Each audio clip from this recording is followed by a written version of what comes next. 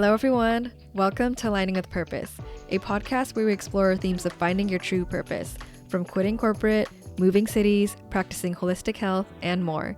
Join me as we discover our purposes together. My name is Juli, and I'm so happy you're here.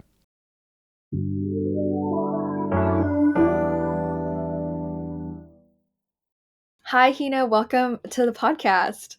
Hi, Julie. Thanks for having me. I am so happy I get to invite another friend onto the podcast. Hina Yamamoto is an incredible, talented creative. She has a lot of life experience that I'd love to draw from. So I'm so excited to hear more from Hina today. And Hina Yamamoto is a certified Pilates instructor, and she's also a yoga instructor with roots in gymnastics and has a love for mindful movement. She teaches Pilates as a tool for strength, balance, and personal growth. When she's not teaching, she enjoys spending time in nature and exploring new coffee shops.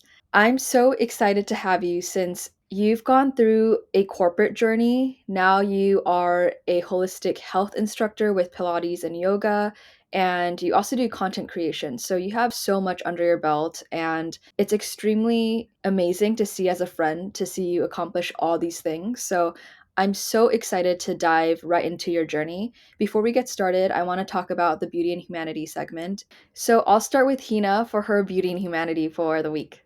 Sure. My Beauty and Humanity moment this week happened while I was subbing for a Pilates class. So I was taking over essentially someone else's Pilates class because she was out of town for a holiday. And it's always nerve wracking to teach someone else's class because I don't know how the clients are like, their preferences, their personalities. But after the class, a few of the clients came up to me and said they appreciated my teaching style. Although, I mean, they love their original instructor, but what they said was it's nice to have someone new here and there and it felt refreshing for them. So, yeah, it just reminded me that it's important to put yourself out there to feel a new sense of accomplishment and also network with, new clientele. So, I really appreciated them taking the time to come up to me and even say nice things about my class. So, yeah, that was a nice moment for me. I love that a lot because one, when I take a workout class, I'm in my own world, so I never really go up to the instructor. So I love that you were able to get really positive feedback from a class that you don't normally teach. And it's always really hard to put yourself out there and do new things. So even though you're teaching Pilates already, like doing a different class with different people can be such a new thing. So I'm proud of you for stretching yourself always. For my Beauty and Humanity for the week, I work at a restaurant, as I've talked about already, and my coworker, her mom came into the restaurant. So she was sitting near the bar, or she was sitting at the bar and chatting with our coworkers or my coworkers. And yeah, she also just went through surgery. So she was there visiting and, having a nice chat with her daughter, us. And there was another lady that was sitting alone, and she came into the restaurant and she was overhearing our conversation. And she was also overhearing that her mom went through surgery. So at the end of the dining experience, the other lady was like, "Oh, I'd love to pay for your meal," to my coworker's mom. And it was a really sweet moment. I feel like those types of moments just always make me smile. Obviously it wasn't happening to me, but it was also like one of those moments where I was like, that is so beautiful. And it's really nice to see people care about each other. And it's so weird. I'm like already like getting teary-eyed just saying this small Me story. too, don't worry. I don't have any words to describe it other than it was just a beautiful, raw human moment. Definitely, definitely. I feel like us being the kind of the client facing service industry role, like we get to see these beautiful moments, and I think it's such a blessing.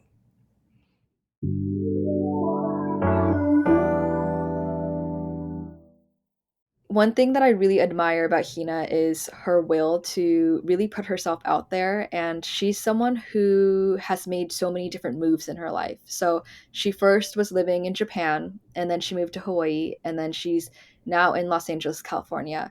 How has your life changed from all the moves that you've made throughout, or all the moves that you've made? Yeah. First of all, I love the way you say Hawaii, not Hawaii, but Hawaii. My boyfriend has taught me how to say it correctly. Love that for you.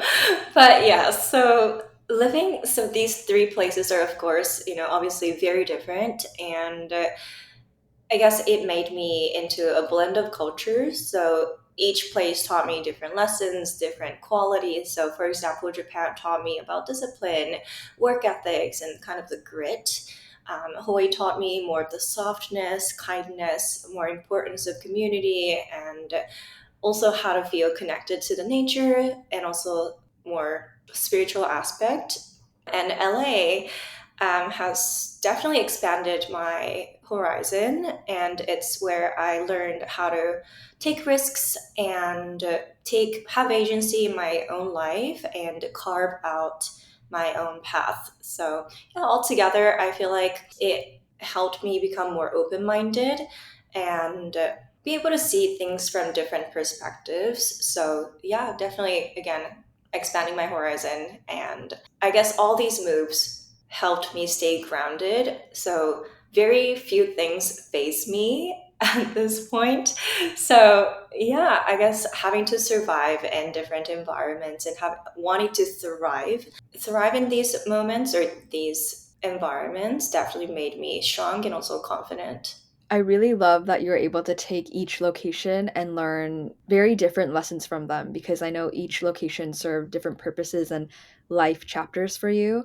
How was moving from Japan to Hawaii in eighth grade? I know moving in your childhood, especially in your formative years when you're in school, can be tough, but also life changing. So, how was that move for you? Yes, it was definitely life changing. It was a huge emotional and cultural shock for me. And it kind of happened very suddenly. So, my parents received a green card, very fortunate. After that, my parents were like, let's pack up and go. We need to move, or else they're gonna take our green cards away. So, it has to happen now, type of thing. And none of us in my family spoke fluent English at the time, and we didn't know anyone in Hawaii, no extended family, no friends. So watching my parents struggle through that transition and also not being able to rely on them was really hard for me. But that forced me to learn the language pretty quickly and also be adaptable from a very young age. I was, I believe, 14 years old when I moved. But so, little context, I went from a strict private school in Japan. We had uniforms, the rules were very strict, no makeup, no earrings, no dating. And we had, Wow. yeah, we had schools on Saturday. Oh my And God. then I transferred to a public school in Hawaii, and no hate on the public school in Hawaii. And I'm proud to be a part of it. But it was my first time seeing spaghetti straps or booty shorts, PDA, people chewing gum in class. So it was a lot for me to take in. And I guess navigating teenage life in new culture made me more reserved and shy, but at the same time taught me how to observe, listen, and understand different perspectives. And as I mentioned, I think this move alone made me really confident. Having to present in front of the whole class in a new language, or having to read books where I had to look up every single word um, on a dictionary. So I guess I learned to just face things scared and frustrated, maybe angry at times. But even when life feels impossible, you face it head on and things will get better. So I think that was the biggest takeaway. And I'm forever grateful for that lesson. I mean, it was hard going through it, but yeah, there are so much kind of fruits that I got to receive after that. Yeah, I can't imagine how hard that is, especially because it's not just an age thing where it's a formative time in your life, but it's also culturally, like you're saying, that you're going from a very Eastern cultural approach to school and then you're now in a Western environment. I'm sure that came with a lot of challenges, but it expanded your horizons, like you said. How was then moving from Hawaii to LA, and what made you move from Hawaii to LA? And also, how old were you?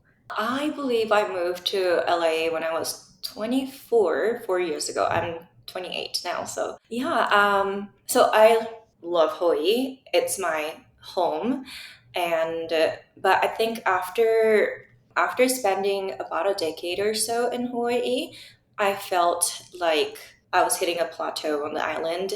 And especially after COVID, I believe a lot of people felt like they were stuck because we also had a major lockdown, and our industries, maybe a lot of service industries, the tourism industries, were plunging. So I decided to come to LA for more opportunities and more personal growth. And I knew I wanted to move out of Hawaii. And at that time, one of my really good friends lived in LA for some time. So I decided to take a leap of faith. And yeah, I guess it didn't feel like a hard decision for me at that point because I've already experienced moving from Japan to Hawaii, and that was a lot. But Hawaii to LA, at least people spoke the same language, and I was able to drive by then, and I had savings. I was able to secure a job in LA, so I was like, why not?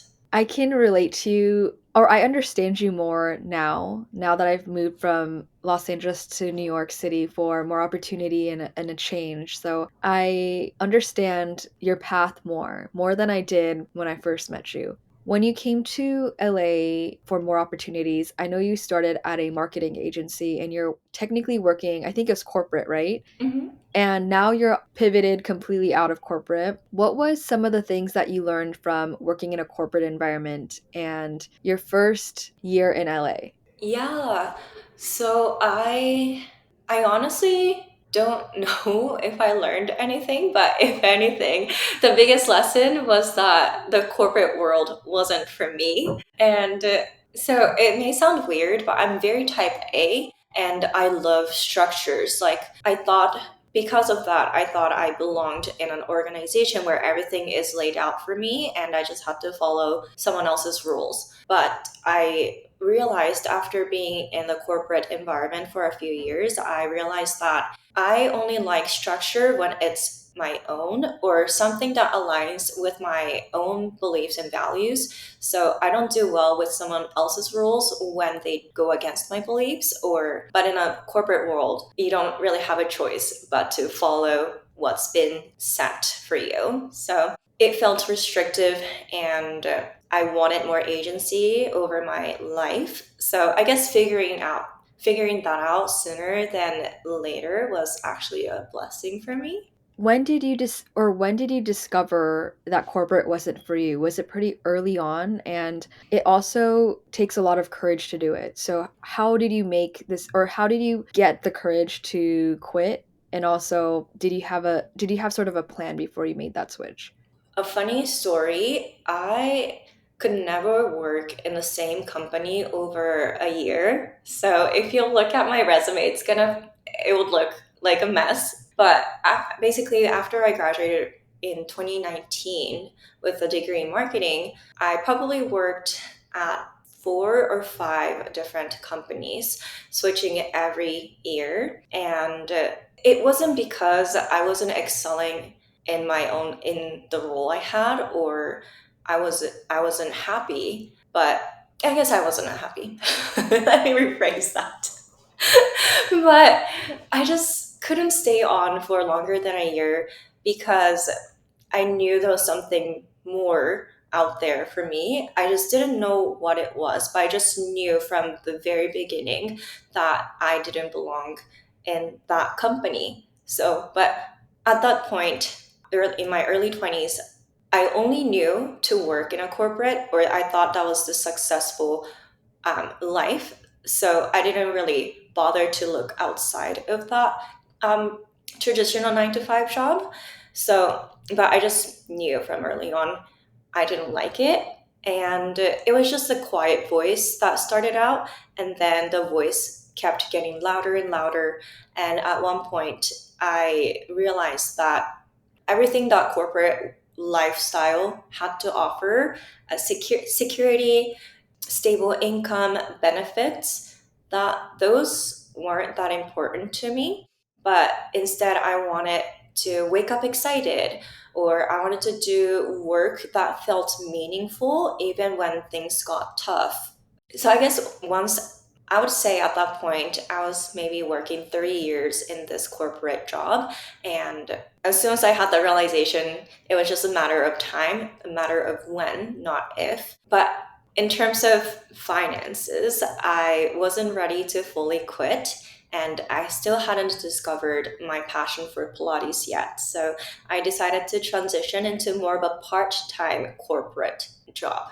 It is a thing. You can still work in the office setting, but just part time. If you look for it, you can probably find a lot of roles like that because companies are not ready to hire a full time employee, but they need some sort of help. So that's what I decided to do. And while building my portfolio for the maybe content creation or Pilates. So that's how I started, still slowly transitioning into this new lifestyle.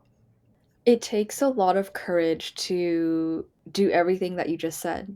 I love that you mentioned, doing even a part-time role if it's easier for you to transition out, since it is difficult to just cut it cold turkey and figure out from scratch. Is there any other advice you'd give to someone who's also going through something similar where they know that corporate isn't for them, but they want to make that leap of faith? And if they're working through those feelings of what about money, stability, and, a sense of structure in my day, how did you work through those feelings? I guess working part time in a very familiar environment helped me focus on my side hustle. I thought about taking up a serving job or, working at a cafe maybe, but I think I'm a creature of habit. So I really excel when things are familiar to me. I know what to do. So I guess I decided to take on the part time corporate job because at least I didn't have to use the part of my brain that's used to learn new skills. I could reserve that part of my brain for learning things that I really want to do instead of having to adapt to a new work environment. So, yeah, I guess from that, my biggest advice is to build your new path before leaving the old one. It took me a while. I know some people can just drop everything cold turkey and excel, focus on what they want to do, and just go 100% in. But it wasn't for me. I think I'm more risk averse. And again, I love structures and keeping the same routine. So, um, but yeah, I think people can, take their time building their dream life. It's not a race, but it's not a sprint, but it's more of a marathon. And so for me, I have to take one step at a time. So I decided to do a Pilates training. Of course, while you're training, you cannot make money as a Pilates instructor. So having that corporate job gave me reassurance that I'll be okay financially, so I could focus on my Pilates new career path without worrying about money. And also, again, I agree that the financial stress can kill your creativity and focus. So I did not recommend sacrificing your entire quality of life. So I did have a safety plan, like how much saving are you willing to use and how much or what's your bottom line before you pivot back to your corporate job if you already have a corporate job, or what's your timeline for trying this new path. If my savings go below X amount, I'm going to look for a corporate job again. Or if I don't hit X milestone by the end of this year, then I'll pivot. So something like that. And I guess the last thing, I love to stay employable. So I guess I wasn't scared to quit my corporate job, because I knew I could find another job if I wanted to. And being bilingual was my advantage, and everyone has something. So having that, understanding your advantage and being employable will kind of give you reassurance. Like if plan A doesn't fall through, you always have plan B. And so now you are a Pilates instructor. You also have a background in yoga instructing as well. And you're also a content creator. So you're doing a lot of different things. And I am so impressed by everything that you do. When did you start teaching yoga and Pilates, and why did you choose this outlet? When did I start? I want to say post college. So I started out with yoga instructor's license. So I've always been interested in health and fitness. And I started yoga when I was in middle school. And so getting the certification felt like a natural next step. But I didn't start teaching until I moved to LA. And even then, I was teaching just randomly at friends' events or retreat and all that sort of stuff. So it was never consistent. The yoga market is so saturated in LA that I wanted to expand my skills, and also talking about the employability. I wanted to become more employable. So having the yoga instructor license wasn't enough for me. So I decided to add on Pilates instructor license. So that's, and also I had this weird sensation, the weird knowing. I didn't know where it came from, but I just knew that Pilates would be my passion. So yeah, I just trusted my intuition to do the Pilates trainer or Pilates training. And I started teaching in 2023 consistently from there on. So it's been about 2.5 years. I specifically remember when you were doing your certification and you're doing all your learning, and it was so cool to see and go to one of your first classes when you're Yes. teaching friends. I won't forget that moment. It was, I think it Oh. was somewhere like West Adams and you're teaching a Mhm. class at that studio, but yeah, now you're, you've done so many, I bet hundreds of classes by this point, and it's crazy how a couple years can really change if you really set your mind to doing something. For those that don't know what yoga or Pilates is, I'm sure a lot of people are familiar with what yoga is, but Pilates, can you explain a little bit about the differences between both of the practices? Yeah. So yoga and Pilates may look similar, but they're very different. So yoga is from India. It incorporates more philosophy and not just the movement. And Pilates is actually created by this German person, Mr. Pilates, and it started as a rehab for wounded soldiers back in the, I don't want to get this wrong, but it was started by Mr. Pilates, and he did a bunch of different modalities of movement himself. So, and I think yoga was part of it. So that's why they are movements similar to yoga. But benefits of the Pilates is for good posture or stabilizing your core and improving your body functions. So I guess to summarize, if you want to connect inward and have more of the meditation inner work exercise, then yoga is perfect. Versus if you want to build or if you want to correct your imbalances or work on your postures and feel aligned in your body, that's weird because yoga also makes you aligned. But if you want to feel strong, then Pilates is a good exercise for you. But you can absolutely do both at the same time. I think they complement each other really, really well. I never knew that it was created for wounded soldiers. That's a new fact that I learned today. Yeah, it was a rehab. He used it to rehab the soldiers. Yeah, that's really fascinating because Pilates is now very, I feel like the majority of people who do Pilates is women. So it's crazy that, I mean, it started off as something else and now it's very popular for women who want to maybe have an alternative to lifting weights because it is a really great strength exercise.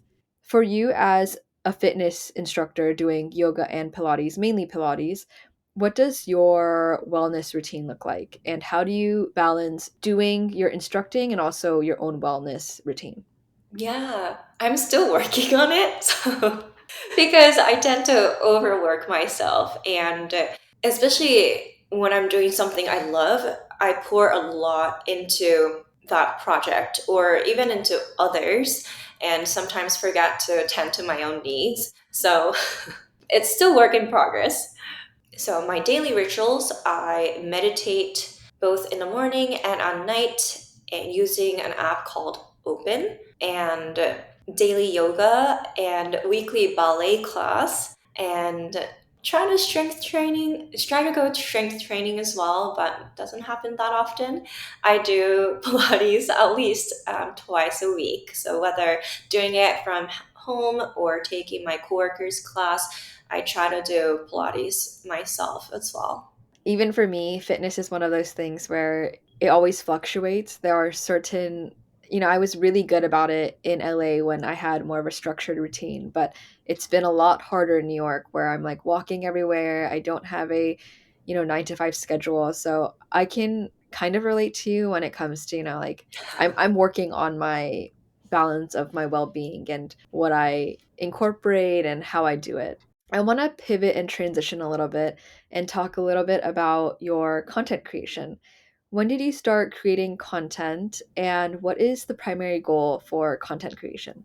I started content creation, I want to say back in 2021 or 2022. And my content has evolved since then. So in the beginning, I was still in Hawaii back then. So I started out with kind of a more of a lifestyle content and also sharing my mindful lifestyle. So back in Hawaii, I wanted to create content around sustainability or how to take care of the environment and also for yourself, or also how to take care of yourself.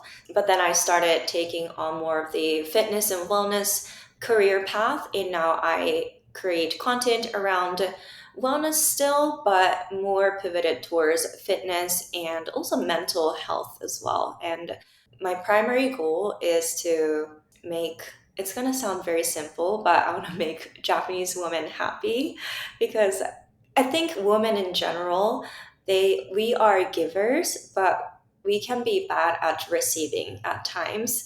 Like we give so much to others, maybe it's your partner, maybe your kids, or even the community tending to the household. But then when it comes to their own health and wellness, some women neglect their own health and fitness. Maybe they sacrifice their time. They don't take enough time to take care of themselves. So I wanted to make a change, or I wanted to make a positive impact in that landscape. And especially in Japan, a lot of people were stressed. The work culture there is pretty, it can be toxic. Not everyone, but it can be toxic. And I don't think the fitness isn't as prevalent in Japan as it is here. So me being somebody who's experienced both cultures, I wanted to be the bridge and bring what I've learned in the US, the positive, I feel like the fitness and wellness culture here is pretty big, and we get the newest things here. We learn about the new trends and studies and research. So I wanted to take that and then bring it back and give it back to the community that I grew up in. I really love that you touched on how women are such givers and sometimes their own well-being is on the back burner because they are providing for others more than, themselves. And that's a really important point to highlight because in a very male-centric society, it's important for us to put more energy back into ourselves, and the fact that you're making the content to do that is one, really important, and two, I'm so proud of you for being like a beacon of light and hope because we need more of that. Have there been any challenges when you create content? I know it's pretty difficult to put yourself out there, or it can be for a lot of people. Were there any challenges that you faced? And if not, that's okay because you do it so naturally. But if so, what were they?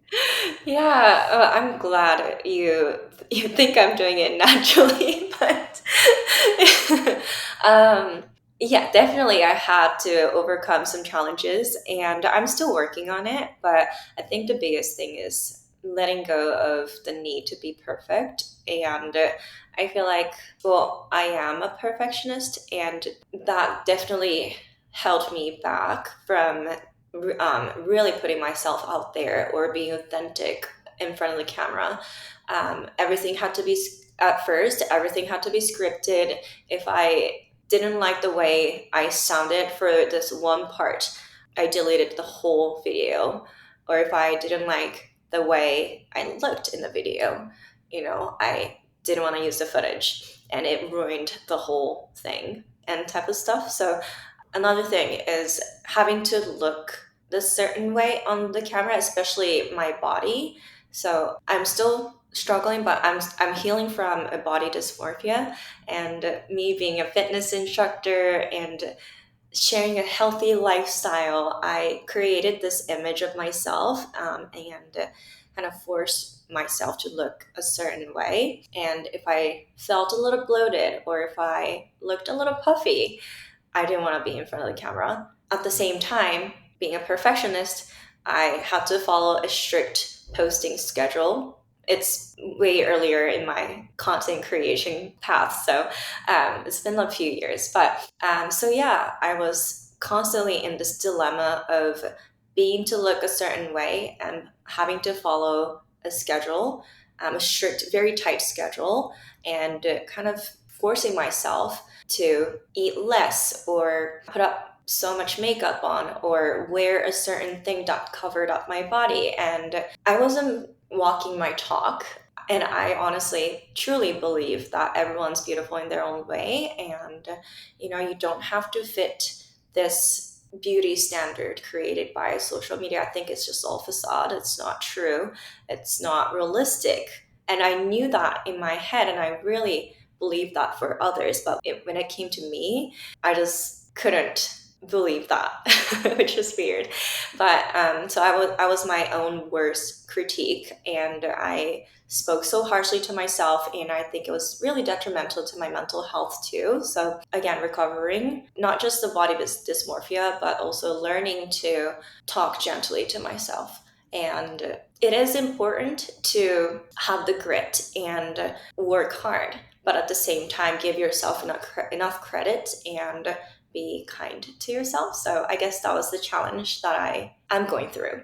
Thank you for being really vulnerable with your journey, with your health, your content creation, because I think it's so easy for young women to look at influencers, creators, and just see the happy life that they're living or whatever that's put out there. And when your vulnerability is extremely not just important, but it's so necessary because I think these are the conversations that we often don't have or it's overlooked or people feel scared to talk about. So, thank you for sharing your journey with body dysmorphia, but also how you're working through it because as women, there's so many beauty standards that are put out there and it's almost as if our bodies are a trend where, being really skinny was a trend back in 2000 in the 2000s when Victoria's Secret, that fashion show was at the height or the peak.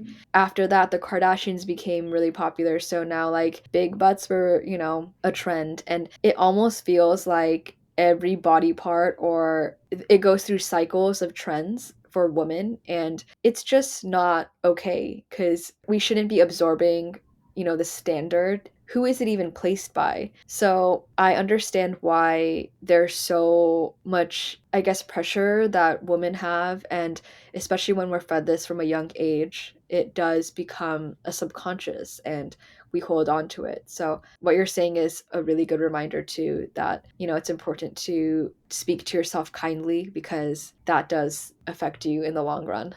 Definitely, definitely. I think my mental health improved so much after I've been more intentional about how I'm talking to myself. So yeah, it may seem like such a small thing, but it does have a very long lasting effect, whether you're talking harshly or, positively. So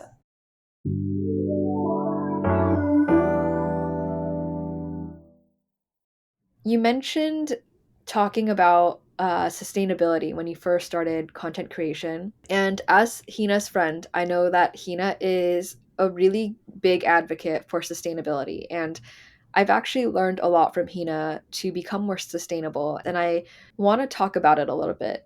For sustainability, I guess if it's a more of an innate thing that you were drawn to and you're passionate about, it's probably hard to explain. But where did your passion for sustainability come from and what sort of practices are you doing in your daily life? I guess I started becoming more aware after COVID. So I had this aha moment during COVID. Hawaii went through a major lockdown.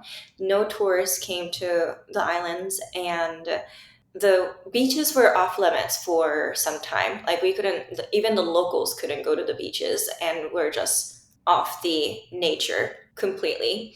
And then I'm not sure if you remember, but it became the news, not just Hawaii, but just the nature in general across the globe.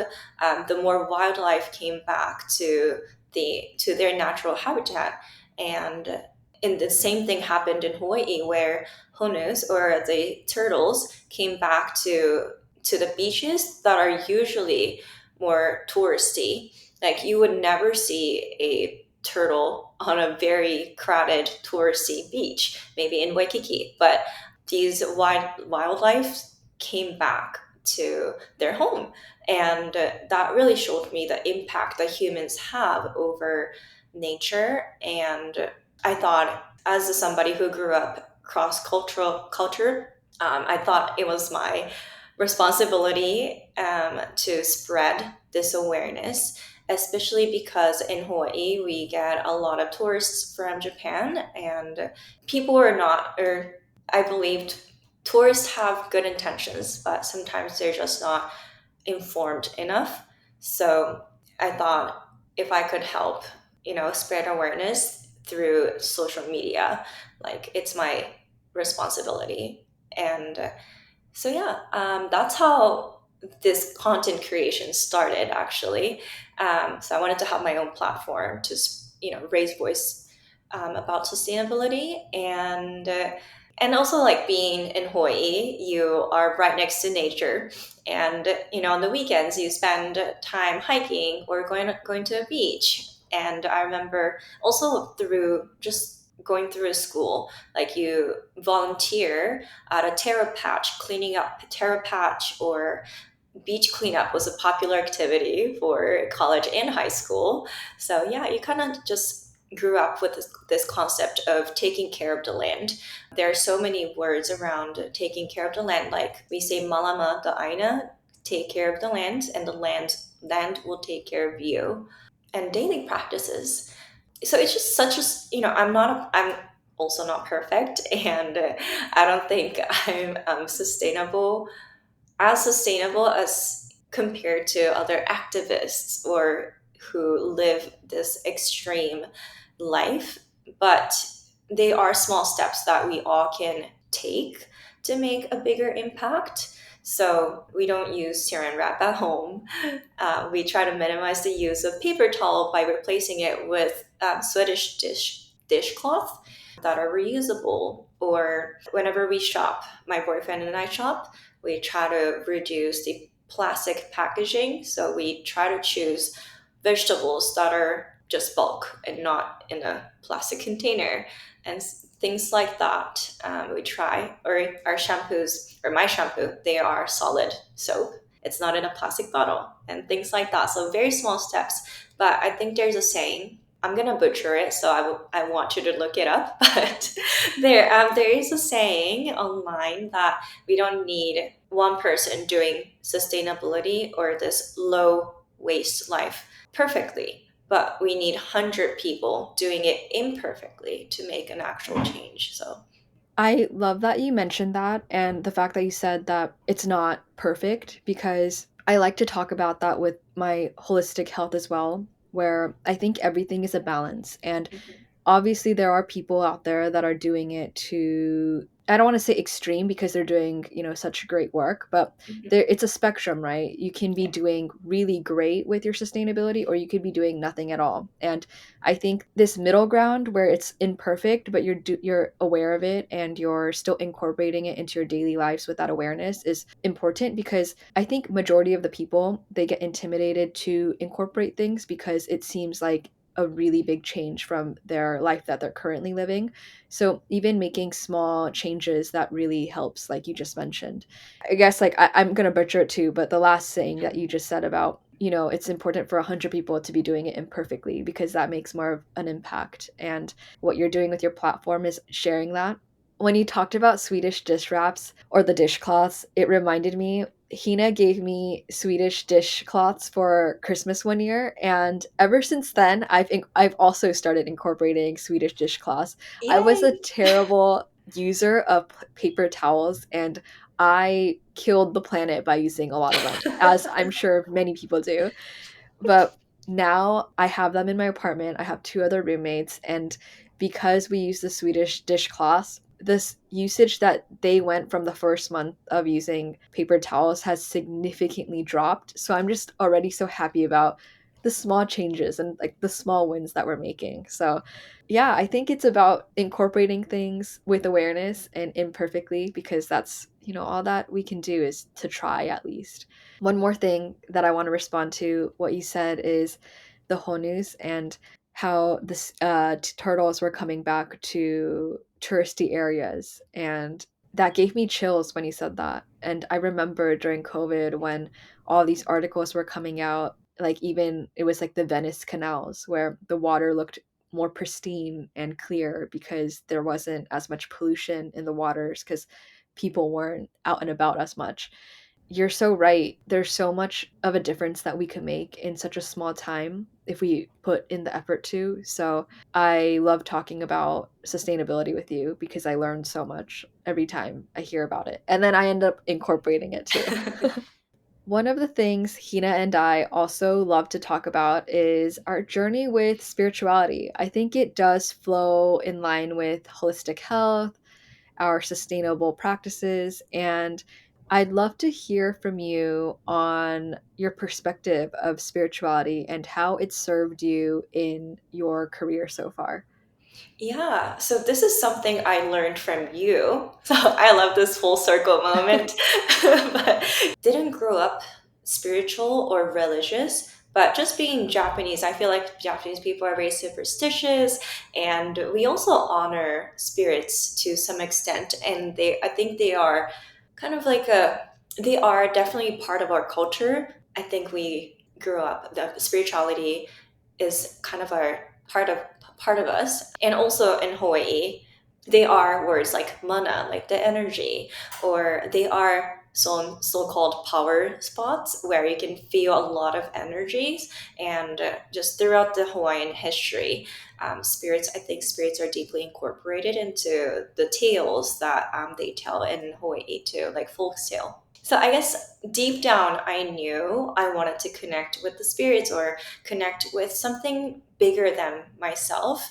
I just never knew how to or where to begin. So, you taking a course or taking meditation classes or taking a yoga class, that inspired me to do the same. So I started doing more meditation, breath work, tapping into my own intuition, and etc.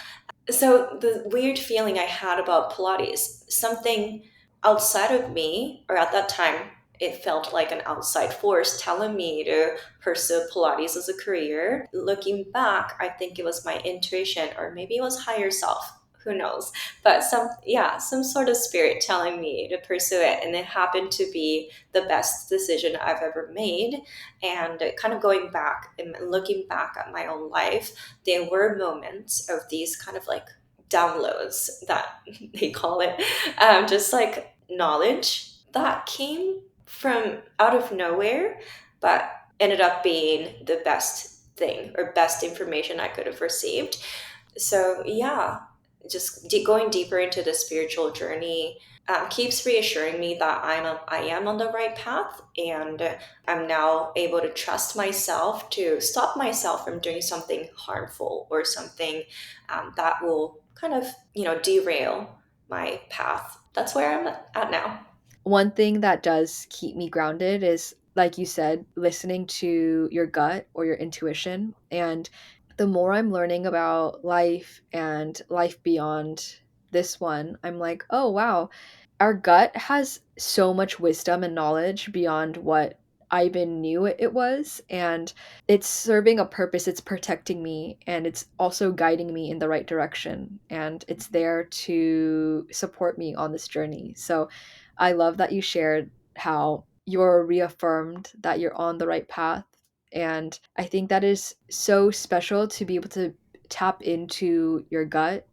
I think we all talk about trusting your gut, and that inner voice is really important. And if you have a good gut feeling, then go for it. Or if you like kind of are shrinking and you feel nervous energy and you're just like, ooh, this is not good, then trusting that intuition as well. We often do talk about that a lot, and I think it's important to continue to honor. And I'm really glad that you were able to do that in your life, that served you well when it came to life transitions, and you know not understanding that you weren't happy in your corporate job, and or making the leap to do Pilates full time, and other aspects where you were called to do those things, and you were able to take the leap of faith because of your faith in yourself. And that's really important. As a closing question to you, I'd love to know what aligning with purpose means to you. This is a recent discovery for me, but aligning with purpose means returning to who you are at your core before the world told you who to be. So I love having fun. I love being a little quirky. I love being creative, and so I think that's who I am, who I was as a kid, and who I am supposed to be, or how I can express myself truly. So I think we get disconnected from our own selves in this chaotic life and in the world. So kind of taking a step back and looking at yourself at your core, like who are you? Who were you as a kid? How were you like? What did you like?